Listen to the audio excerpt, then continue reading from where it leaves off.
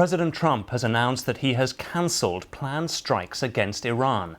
Multiple sources had told CBS News, the BBC's American media partner, that the US and Israel were planning what would have been one of the harshest bombing campaigns to date against energy infrastructure targets across the country. In a post on his Truth Social platform, he said he was holding off at the request of Iran and other Middle Eastern countries, provided a deal was quickly reached. Such a deal would include the immediate opening of the Strait of Hormuz. On Saturday, Iran's Foreign Minister Abbas Araghchi warned against what he called adventurous action by the United States. Let's speak to Mehran Kamrava, who is professor at Georgetown University in Qatar, where he runs the Iranian Studies Unit at the Arab Center for Research and Policy Studies. Mehran, very good to have you with us. Do you sense that Trump has backed down because of a genuine hope of new talks, because of pressure from the Saudis, we gather that the Saudi Crown Prince called him recently, or because of the increased threats of Iranian retaliation? I think it's all three, Mark. What we have seen in the past is that the Iranians have not necessarily responded to threats the way that the United States has assumed they would. They have indeed carried out their escalatory tactics by attacking energy infrastructures and other facilities here up and down the Persian Gulf. And I think both sides, both Iran and the United States, would like indeed to return to the negotiating table. It's just that neither side has the courage or the wherewithal to do so at the moment.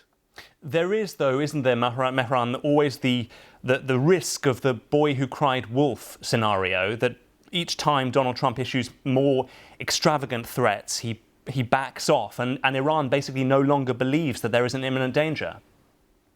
Indeed, as you just mentioned, Mark, this is not the first time that President Trump has threatened Iran with massive bombardment. Bombing Iran into the Stone Ages still is something that people in Tehran talk about and indeed laugh at.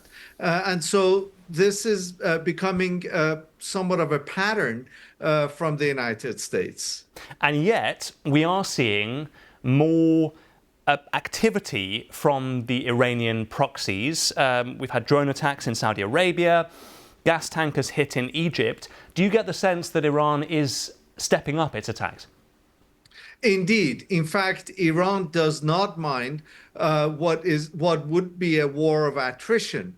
They want to see a prolonged conflict whereby the costs of America's military presence in the region, not just the war on Iran, but its military presence, would be prohibitive and would result in the United States withdrawing from at least the Persian Gulf, if not the rest of the Middle East. Yeah, I mean, there was talk of the US planning these attacks in conjunction with Israel. It would have been the first Israeli attacks in Iran since the initial phase of the war. And now Trump is saying that Israel has also committed to new talks.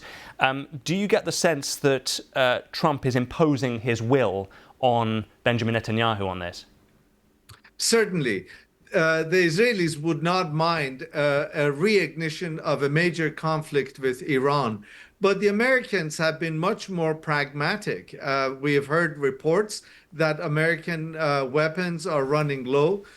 We have seen that the costs here in the region of Iranian bombardment is extremely high. And so there's a very different perception in Washington than there is in Israel. And the United States has once again appeared to have prevailed on Israel not to reignite a full-scale war on Iran. Mehran Kamrava, professor at Georgetown University in Qatar, always good to get your thoughts. Thanks very much.